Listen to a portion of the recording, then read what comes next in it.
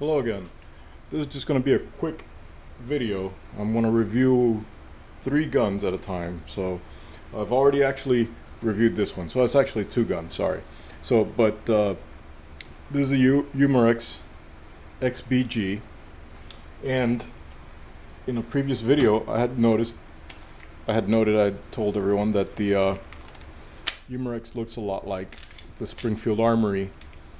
And this is the Springfield Armory, so I wanted to just demonstrate how similar these two really are and how I think this could be an effective training platform for someone who has a Springfield Armory weapon. As you can see, they're incredibly similar. Everything's in the same place, everything's in the right place. The ridges are here in the correct location, even though they really don't slide. They're shaped the right way, they look the same. The actual grip looks the same. The location, at least for right-handed shooters, for the mag release is the same. The trigger's in the right place. Everything just really looks similar. Now, of course, it doesn't have the back 2 dots and for the sight, but otherwise, and it's a little lighter, obviously. But otherwise, it's a very effective little training pistol that you can seriously feel like you have this one in your hand. And when you grab this one after grabbing the Umarex, it just feels the same. So anyway, that's that part. The 2 pistols I really want to review are the Daisy 617X and the Crosman 1088. I've had a chance to shoot both of these.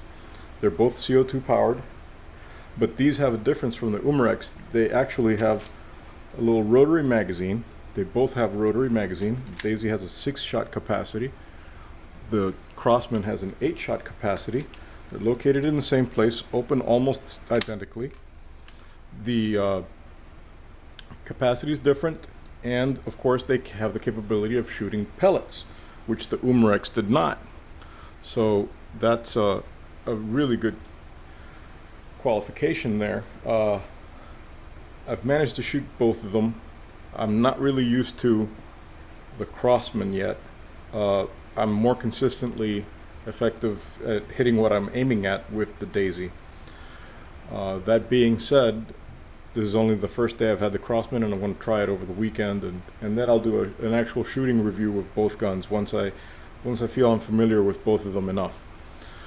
Couple of differences. The safety for the Daisy is in a really good place for a 1911 user. It's exactly where you'd expect it to be. Both have the ability to shoot double action or single action. You can decock the Daisy that way. I'm not sure you can decock the Crosman. Let's find out. I guess you can.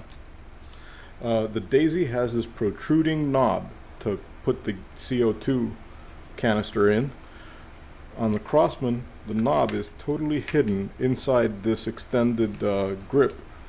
The CO2 goes right in there.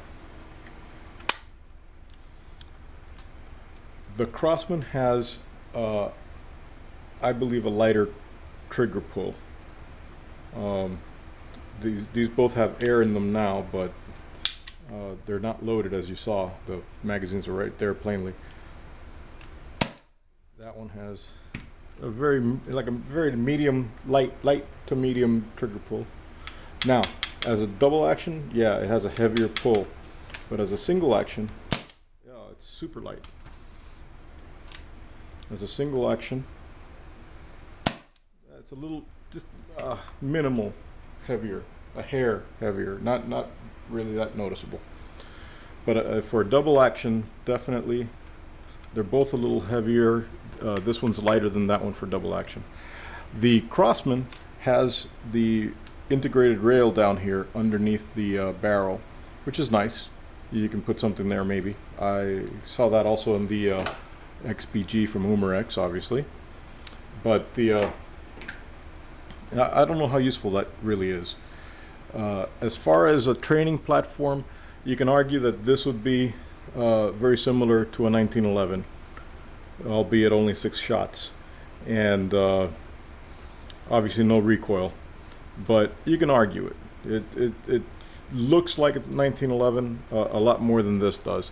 This really doesn't, unless it's a near copy of some SIG model that I'm not familiar with or something. It really just has elements of a semi-auto pistol that I just don't. I don't know exactly what this is supposed to look like. It looks like a really big Kel-Tec, but I don't know. Maybe somebody else will identify it. Put it in the comments. Anyway, both of the halves come off on the Crosman for you to put in the gas. I guess you don't really have to pull both of them off, but it sure is a lot easier to pull both of them off since yeah, it gives you more access to the turning screw.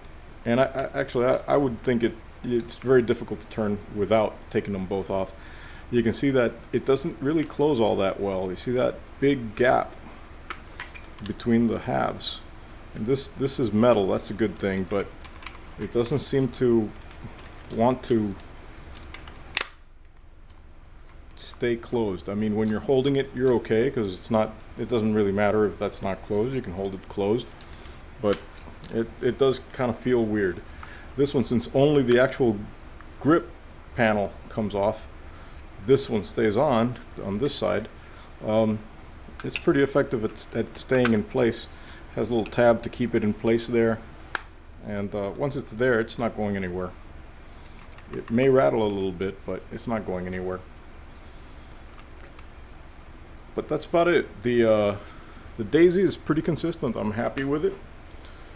The Crosman, I'm still trying it out. I'm going to try it out this weekend, make sure it's consistent, and once I get them to the point where I can make a shooting video, I will.